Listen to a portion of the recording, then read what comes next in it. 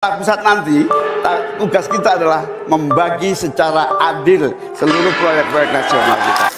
Setahun sekitar 80 T. Polusi udara tak punya KTP, angin tak ada KTP-nya. Menempatkan pasangan nomor urut 2 Prabowo Gibran di posisi teratas. Pemilihan presiden dan wakil presiden 2024 akan menjadi momen krusial dan paling menentukan menjelang hari pemungutan suara pada 14 Februari 2024. Arah pilihan politik bisa saja tetap stabil atau malah berubah secara dinamis. Ada banyak faktor yang dapat mempengaruhi perubahan ini, mulai dari performa calon dalam debat presiden dan wakil presiden hingga kampanye besar-besaran yang dilakukan oleh tim kampanye masing-masing pasangan calon. Sumatera Barat jangan disusun berdasarkan kemudahan bagi pemerintah pusat.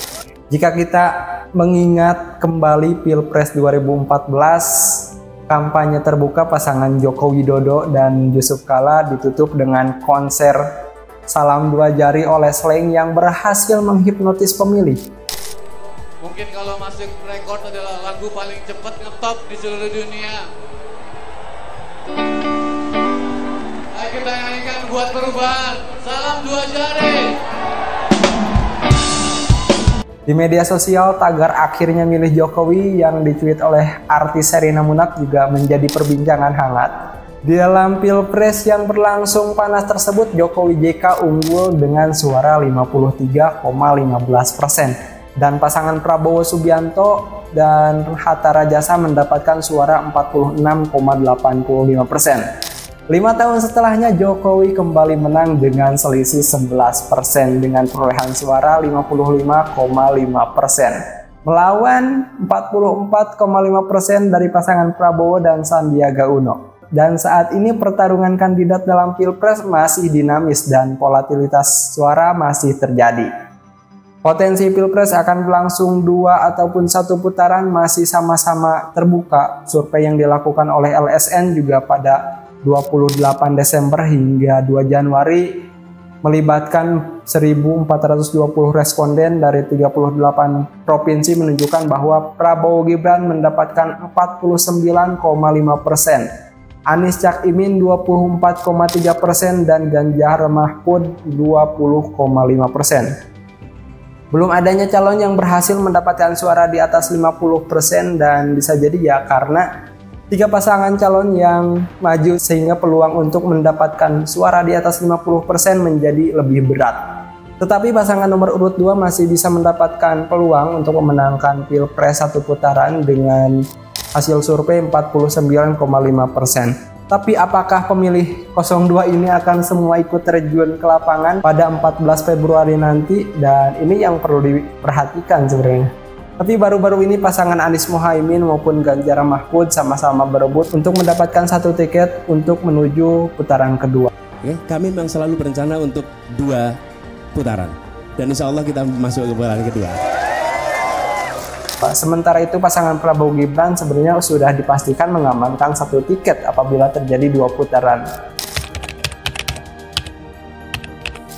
Pertanyaannya, dalam 6 minggu menjelang hari pemungutan suara, faktor apa yang dapat menjadi penentu dan mempengaruhi keputusan akhir para pemilih? Seberapa besar peran strategis debat dalam Pilpres kali ini dan apakah debat akan menjadi faktor penentu bagi para calon? Sejak pemilu berlangsung pertama kali diadakan pada tahun 2004, Komisi Pemilihan Umum telah menggelar debat antara calon presiden dan calon wakil presiden. Debat ini telah menjadi ajang diskusi penting yang ditunggu-tunggu untuk melihat karakter dan kemampuan para calon pemimpin kita. Dari debat 2004, 2009, 2014 hingga 2019 kita sering mendengar topik pembahasan yang lebih umum. Peserta debat biasanya memberikan penjelasan yang lebih normatif dan moderatornya tidak boleh mengomentari pernyataan calon. Oleh karena itu, terkadang topik dan penjelasannya menjadi tidak sejalan. Namun menurut beberapa studi, debat capres dan cawapres biasanya tidak terlalu berpengaruh pada keputusan pemilih dan terutama bagi mereka yang sudah memiliki pilihan sejak awal. Maka dari itu, mungkin debat ini lebih ditunjukkan bagi mereka yang masih bingung atau belum mantap dalam memilih. Jika kita melihat contoh dari Filipina, misalnya dalam Pilpres 2022, Ferdinand Marcos menolak untuk berdebat berkali-kali dengan lawan-lawannya. Earlier made the challenge, as she pointed out, Marcos is the only candidate who did not participate in any debate attended by all the other bets.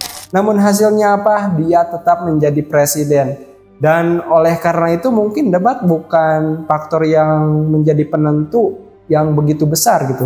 Sebenarnya tujuan dari debat ini adalah memberikan kesempatan kepada pemilih untuk melihat karakter dan kemampuan calon pemimpin kita serta mengukur kemampuan mereka dalam menganalisis, merumuskan pikiran dan strategis untuk mengatasi masalah-masalah besar. Dan oleh karena itu debat bukan hanya sekedar panggung untuk janji-janji manis, tetapi lebih kepada memberikan gambaran yang jelas tentang calon pemimpin kita. Jika kita melihat misalnya debat capres dan cawapres di Amerika Serikat, debat sesungguhnya mungkin KPU juga bisa mengambil contoh dari sana untuk membuat debat kita menjadi lebih menarik ya. Or 5, but it looks like it's 6. $6 trillion. In the Middle East, we could have rebuilt our country twice. And maybe because you haven't paid any federal income tax for a lot of years. And the other thing I think is important. It would be squandered too, believe me. If your main claim to be president of the United States is your business. Di sana semua topik penting dibahas secara terbuka dan jelas ya. Jadi intinya debat capres dan cawapres ini penting untuk memberikan gambaran yang lebih jelas tentang calon pemimpin kita.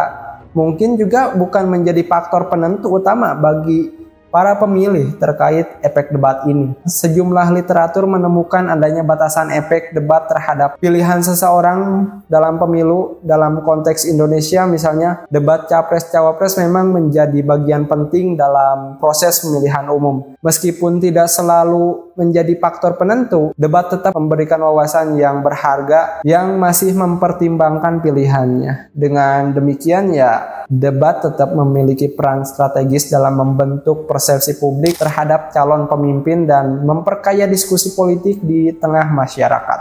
Dari hasil survei CSIS pada tahun 2023 terlihat bahwa debat memang memiliki pengaruh yang signifikan terhadap pilihan pemilih. Sebagian besar pemilih yang menonton debat menjadi lebih mantap dengan pilihannya, namun ada juga sebagian kecil yang menjadi ragu atau bahkan mengubah pilihannya setelah menonton debat.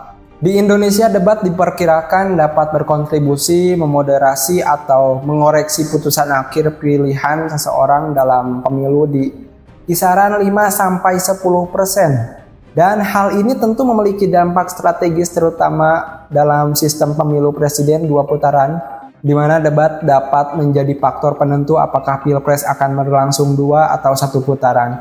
Menurut saya, debat sangat berpengaruh terhadap masing-masing pasangan calon. Debat dapat menjadi momen krusial yang mempengaruhi opini publik dan memperjelas visi misi serta program para calon. Dengan adanya debat yang berkualitas juga dapat membantu pemilihan dalam membuat keputusan yang lebih informan.